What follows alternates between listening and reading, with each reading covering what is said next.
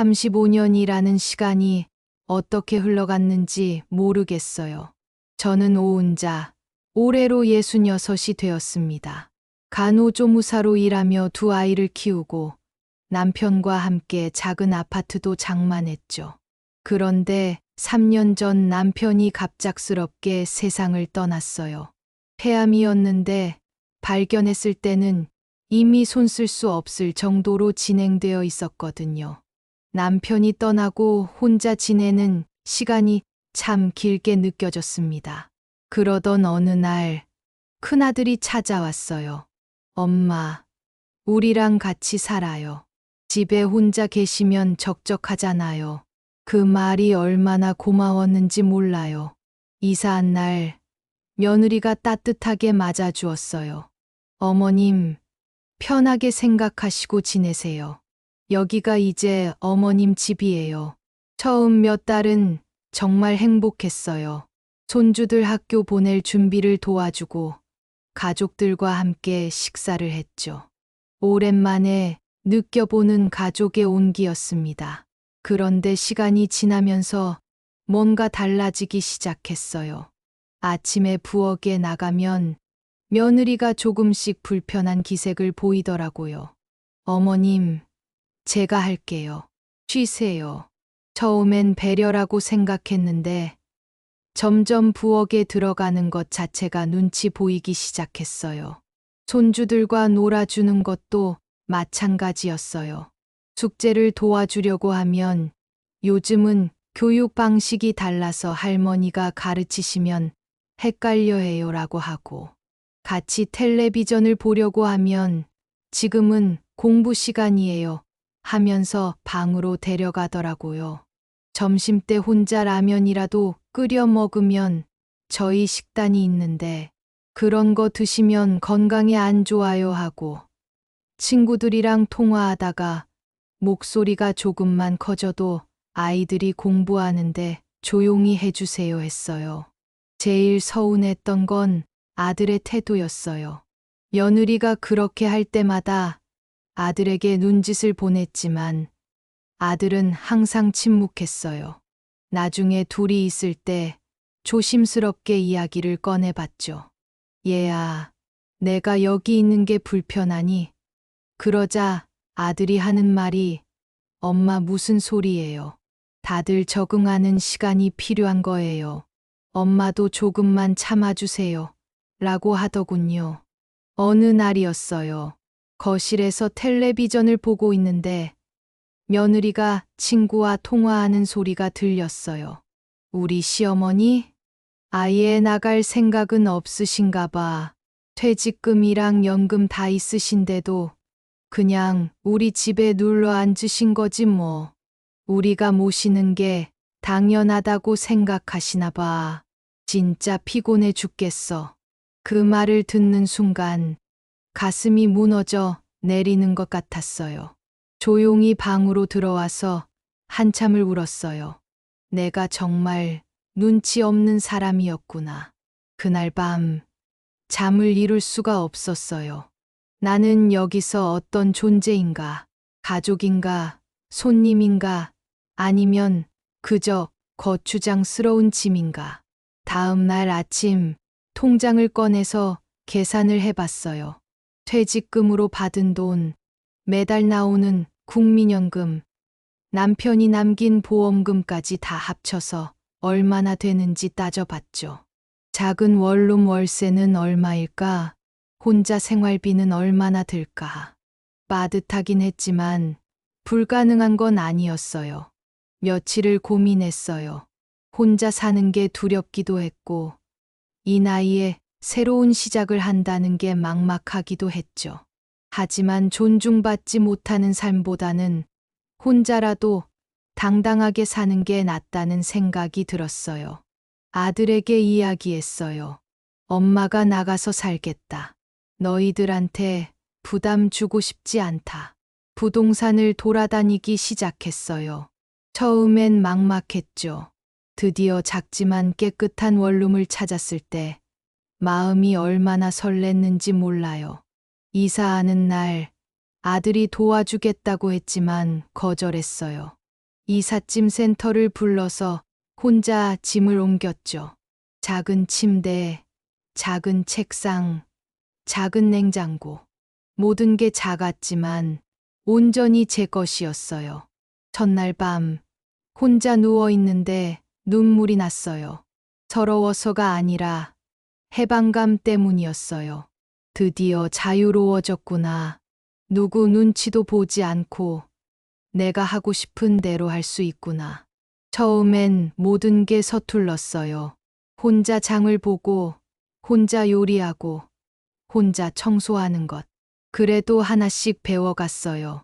유튜브를 보면서 요리도 배우고, 혼자 사는 사람들을 위한 생활 팁도 익혔죠. 동네 주민센터에서 하는 스마트폰 교육도 받았어요. 일자리도 구했어요. 집 근처 대형마트 시식 코너에서 일하게 됐죠. 하루에 4시간, 일주일에 사흘만 일하는 거라 체력적으로도 무리가 없었어요. 무엇보다 내가 번 돈으로 생활한다는 게 뿌듯했어요. 주민센터에서 하는 프로그램에도 적극적으로 참여했어요. 플로리스트 체험 수업을 들으면서 꽃꽂이를 배웠고, 서예 교실에서는 붓글씨를 익혔죠. 비슷한 처지의 사람들을 만나면서 친구도 생겼어요. 특히 기억에 남는 건 SNS 교육이었어요. 은자의 홀로서기 일기라는 이름으로 인스타그램 계정을 만들었어요. 처음엔 그냥 제 일상을 기록하고 싶어서 시작했죠. 그런데 어느 날부터 댓글이 달리기 시작했어요. 어머님 정말 멋지세요. 저희 엄마도 어머님처럼 용기 있게 사셨으면 좋겠어요. 모르는 사람들의 응원이었지만 얼마나 힘이 되던지요. 팔로워가 1000명을 넘었을 때는 정말 놀랐어요. 이 나이에 인플루언서가 되다니. 가끔 오프라인 모임도 가졌어요. 비슷한 나이대의 여성분들이 모여서 차도 마시고 각자의 이야기를 나눴죠. 어떤 분은 7순이 넘어서 운전면허를 땄다고 하고, 어떤 분은 평생 꿈꿨던 그림을 배우기 시작했다고 했어요. 물론 혼자 사는 게 항상 즐겁기만 한 건 아니에요. 아플 때는 정말 막막하죠. 명절 때도 외로워요. 그래도 후회는 없어요. 적어도 지금은 제가 제 삶의 주인이니까요.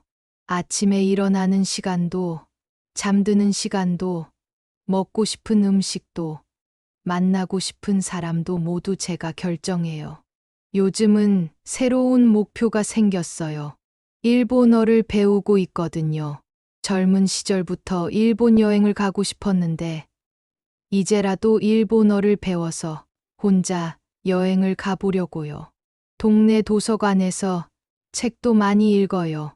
요리 실력도 많이 늘었어요. 혼자 먹기 아까울 정도로 맛있게 만들어지면 사진 찍어서 SNS에 올려요. 최근에는 반려식물도 키우기 시작했어요.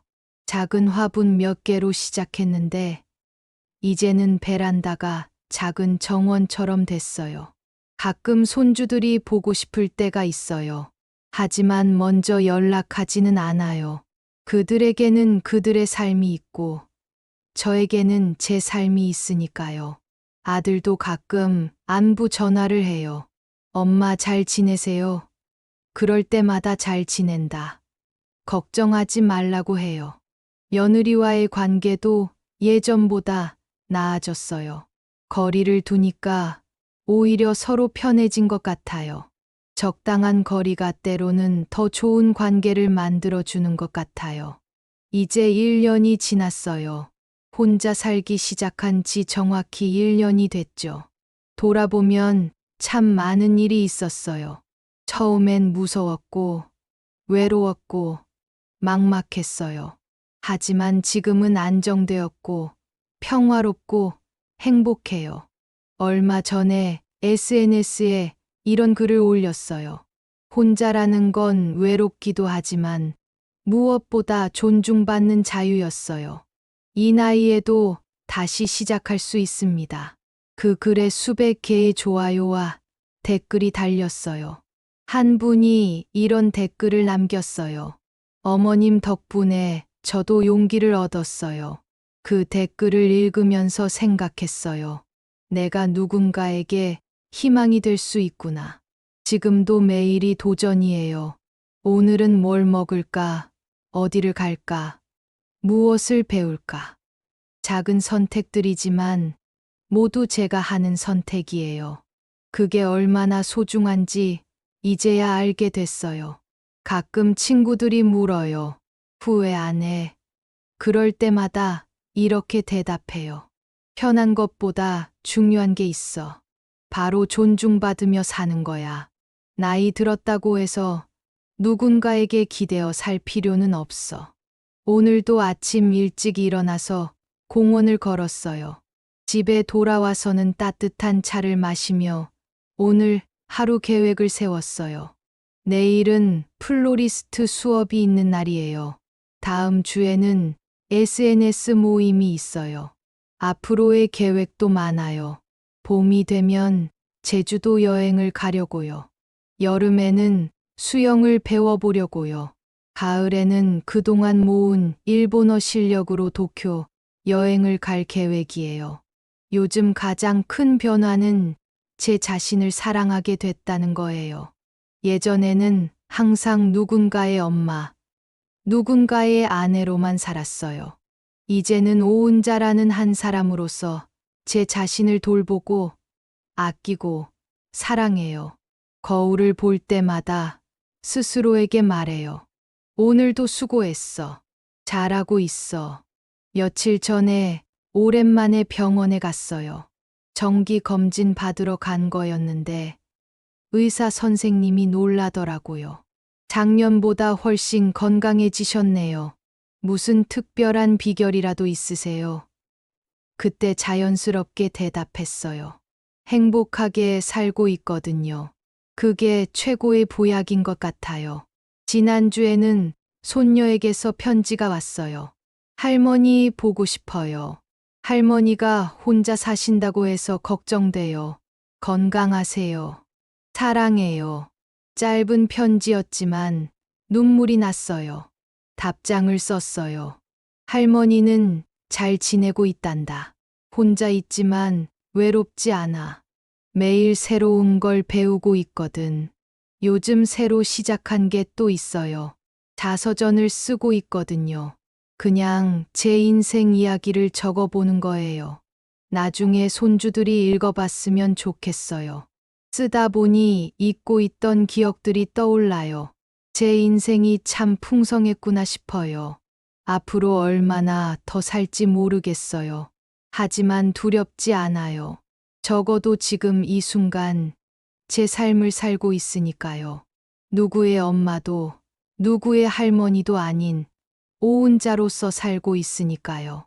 매일 밤 잠들기 전에 일기를 써요. 오늘 하루 있었던 일, 느꼈던 감정, 감사했던 순간들을 적어요. 별것 아닌 일상이지만 적고 나면 하루가 참 소중했구나 싶어요. 제가 사는 원룸은 작지만 아늑해요. 제가 좋아하는 것들로 가득 차 있거든요. 이 모든 게 제 취향대로, 제가 원하는 대로 꾸민 거예요. 요리도 이제는 즐거워요. 혼자 먹는 밥이지만 정성껏 차려요. 나를 위해 이렇게 정성을 들일 수 있다는 게 좋아요. 이 나이에 깨달은 게 있어요. 행복은 누가 주는 게 아니라 스스로 만들어가는 거라는 걸요. 가족이 있어도 불행할 수 있고 혼자여도 행복할 수 있어요.